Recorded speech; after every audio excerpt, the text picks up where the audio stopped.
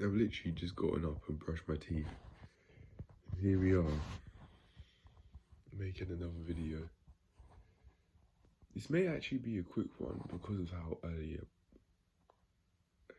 because I've just woken up. The 6 o'clock alarm went off, went back to sleep. I've woken up before the 9 AM one.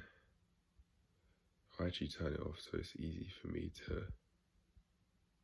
just carry on making the videos so it doesn't cut off mid-sentence. Alright. I thought I would have had to turn it off to avoid it, but it just came up.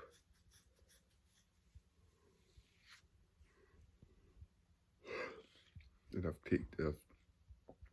I got rid of it. Yeah. Didn't delete it, but yeah. Just open the notification. Yeah. Anyway. Let's get into this. So I wanted to talk about two things. I wanted to talk about the trajectory I'd like my physique to head in, and also how I'll start calisthenics alongside weightlifting. This is actually something that I spoke about in the notice I made in the early hours of this morning, maybe last night. I have spoken about it, but I will address it again because I said I wanted to address it in this video. I made notes to address it in this video, so I will do that again. It'll be very brief, so it won't even take long really.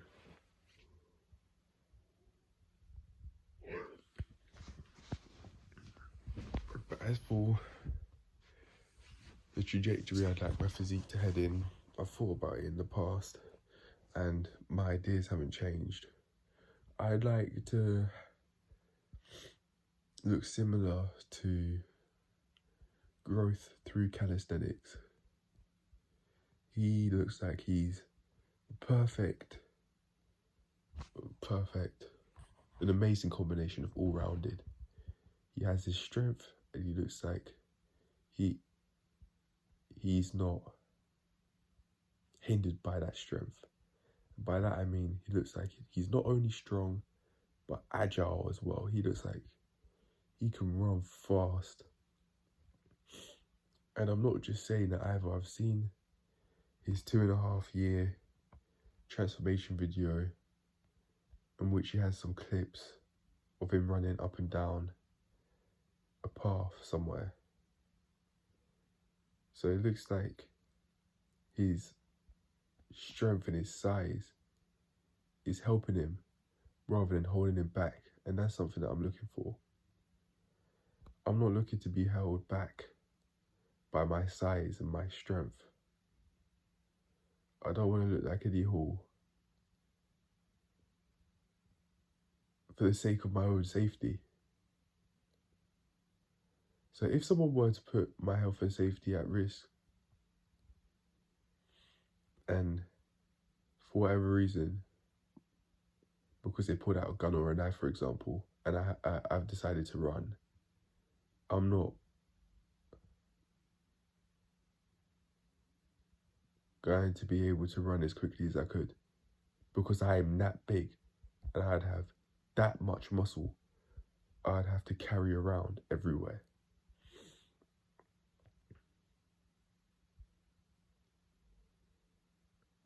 You can say, oh, he could be doing steroids. He could be, but even if he is, I'm still going to look up to that as an ideal physique that I'd have,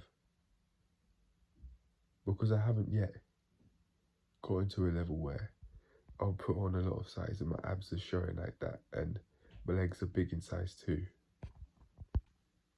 For that reason, I'm using other people's physiques where I'd like to go to be able to help me out and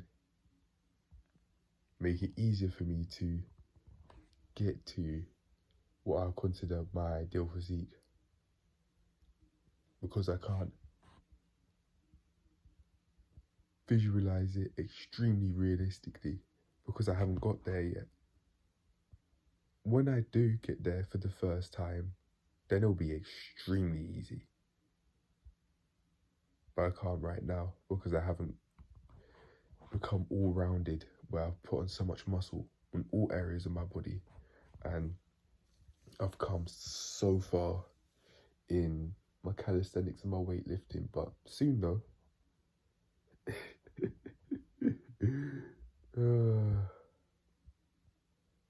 Probably the sort of soon that drill rappers would say when they're talking about their friends coming back home from prison. Their so-called friends. Oh yeah, he's coming home soon. In 10 years. Nah, I don't think it would take me 10 years to make major progress. Maybe 2 or 3. I know.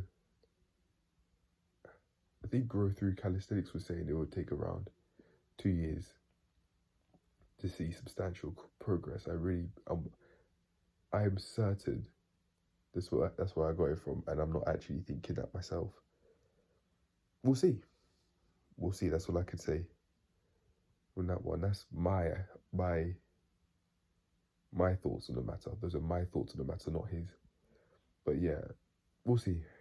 We'll see how far I can make it 2 years from now.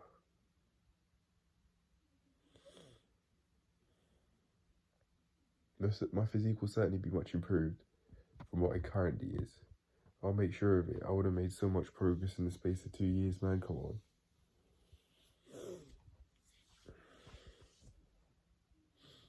So that's the trajectory I'd like my physique to head in.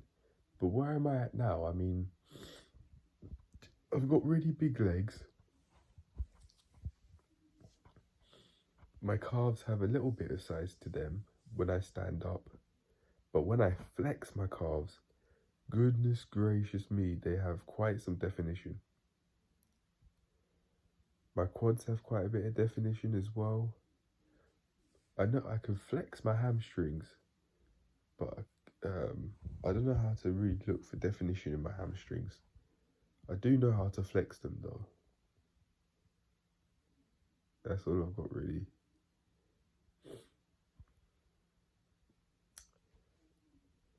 Arms big. My arms could be bigger. My forearms, biceps, triceps. And my shoulders too. If I were to have any thoughts about where I really want to grow, or maybe even any insecurities, it would be my arms. They really help indicate that you've put on a lot of size. To me, it's a major indicator of strength. Outside of your abs showing and having a big back and having big legs, maybe even big traps as well. They make you look wide, and they being the arms, having big arms, muscular arms. They make you look much wider compared to having skinny arms. I don't want skinny arms. I want to see progress.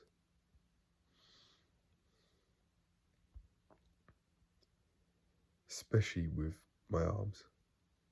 Because I've made it seem like I look like a boy if my arms are this small. I tell myself that I'm a man. I call myself a man that's getting it together. And I'd like to grow into my frame. I've got a lot of growing to do, which I haven't yet done. I'm on the way to doing it, but I haven't yet done it. So I'm just here right now with skinny looking arms, and if my body fat percentage is around 14, then I just look skinny. I said that when starting off this body transformation journey, which is now turned into a life transformation journey. I said that I wanted to be able to see my abs and become the skinny boy with abs. I said that that was actually the look I was looking for, because I wanted that to be a stepping stone to be able to become muscular, like very muscular. But then again, we could reference back to what JD from Growth Through Calisthenics was saying. He was talking about, if you train for performance, the aesthetics will come naturally, they'll come with it. Because you would have put in so much effort and so much intensity into the workouts that your muscles are you're forcing your muscles to grow. You're forcing your body to put on some muscle. Especially combine that with how much you eat and what sort of meals you're eating and how much sleep you're getting and how little stress you have. A recipe for greatness. Recipe to achieve my aims of putting on muscle.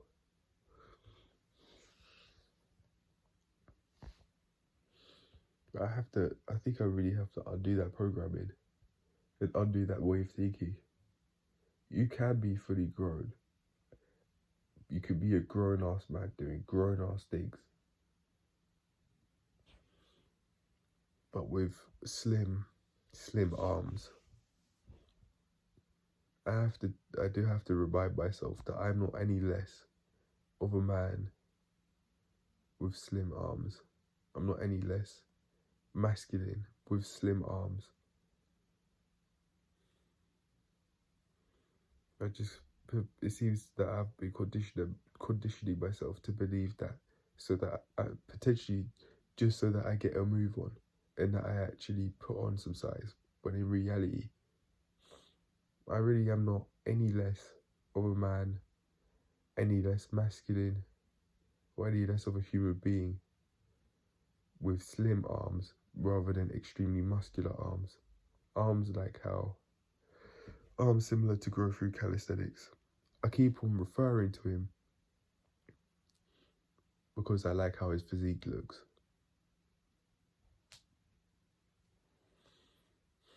He predominantly shows the front.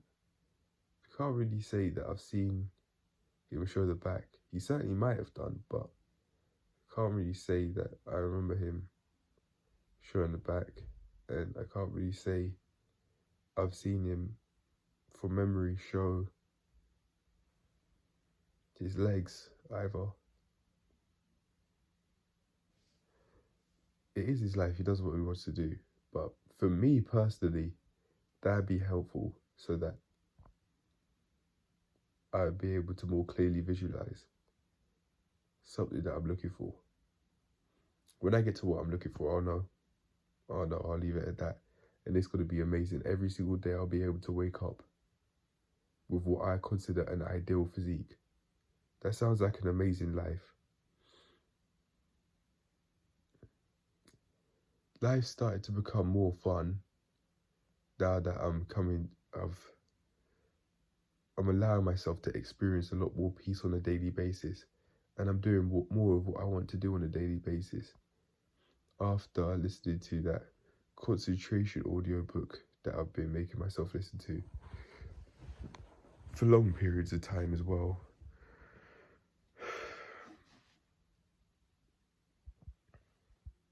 That's really helping me out focus. That's really helping me out with my focus. I've noticed that I at least recognize that if I were to check on channels like Luke Spurgeon or AR Self, or watch more so like videos that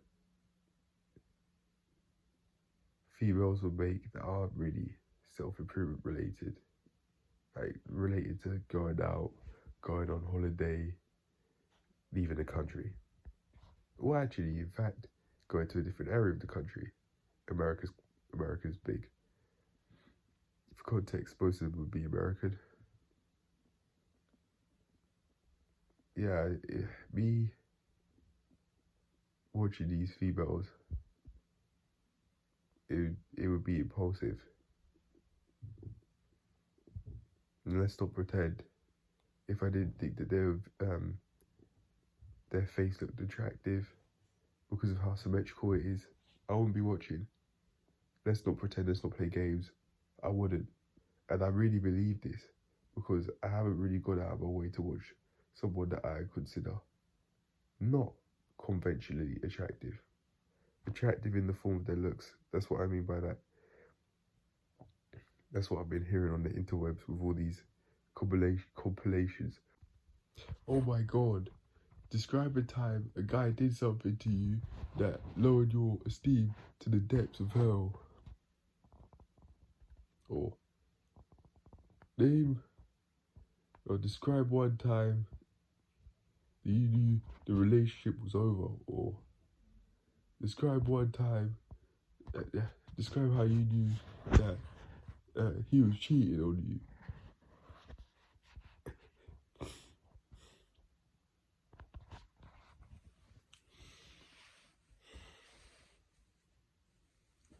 The reason why I just laughed then is because that same amount of energy that they are so willingly able to put into asking these sorts of questions is the same amount of energy that they could channel into living their life to the fullest, rather than wallowing in what a man may or may not have done to them, or what they think a man may or may not have done to them.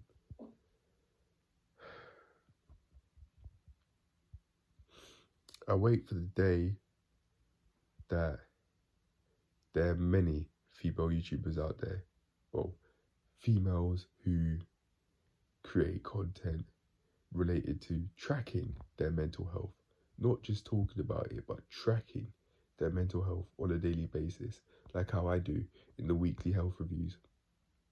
They're literally taking tests to make sure that they're all right. I mean, some of them will be American, and the NHS doesn't exist over there, so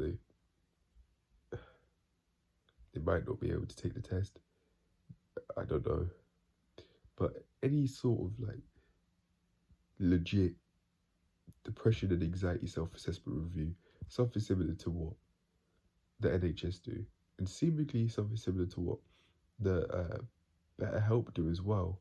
I think BetterHelp do a test very similar to the NHS test, the test you could get from NHS, the depression and anxiety self-assessment quiz.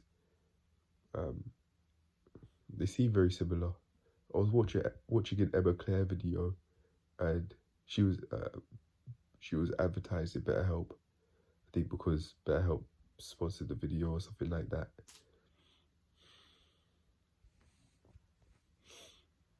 And what I'm saying is, I wait for the day that there are many females out there that take those sorts of tests on a weekly basis, and then they review how their health's going. Not only their mental health, but just their health in general. I wait. I'm not saying every female has to do it. No, not at all.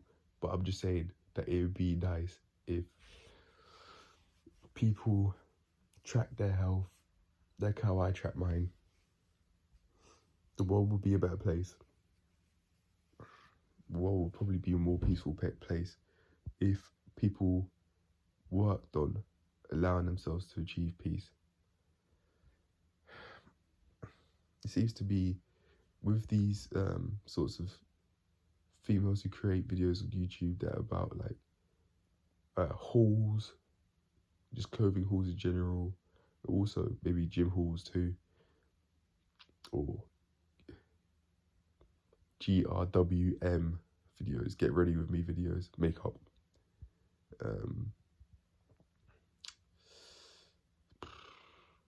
All these females out here that are posting these sorts of videos. I forgot what I was going to say, hold on. It seems like they are more so focused on creating a high video production video than allowing themselves to progress in life. And the reason why I say that is because the camera quality is so high, there's so many edits, especially in videos that Emma Claire would make, and she changes up her aspect ratios in her videos as well. If she's introducing a topic, she'd use the 4:3 aspect ratio, but if she's not, then she'd use the 16:9 aspect ratio. Sometimes when she'd be cleaning up, she'd have so many pictures that she'd edit together.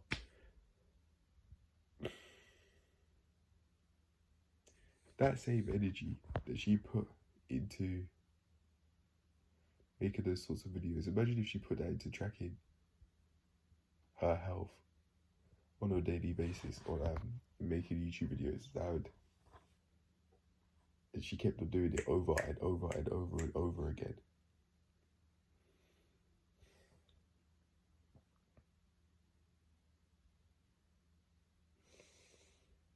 Imagine how much potential she'd have then. She wouldn't only be able to make those videos, but then she'd also be able to make the ones that she's currently making at the moment.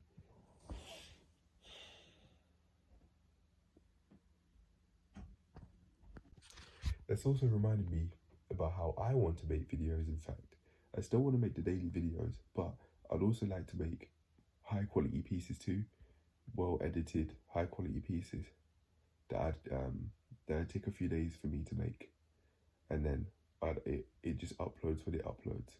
So I not only have the daily videos, because I believe that every day is the answer, I'd be able to have many high quality pieces in the mix as well. So I wouldn't only be having quantity and quality in the form of my message, but I'd also be able to have quality in the form of high video production as well, and quality with my message too, because that's something I've been working on for the past 7 months, ever since this channel's been uploaded. Something I've been doing naturally ever since I've started talking over and over and over again. Alright, I said I wanted to talk about how I'll start calisthenics workouts alongside of weightlifting, so here goes. I've got Strong Lifts downloaded on my phone, and I'm going to use that to help me out. I'll alternate between the following days.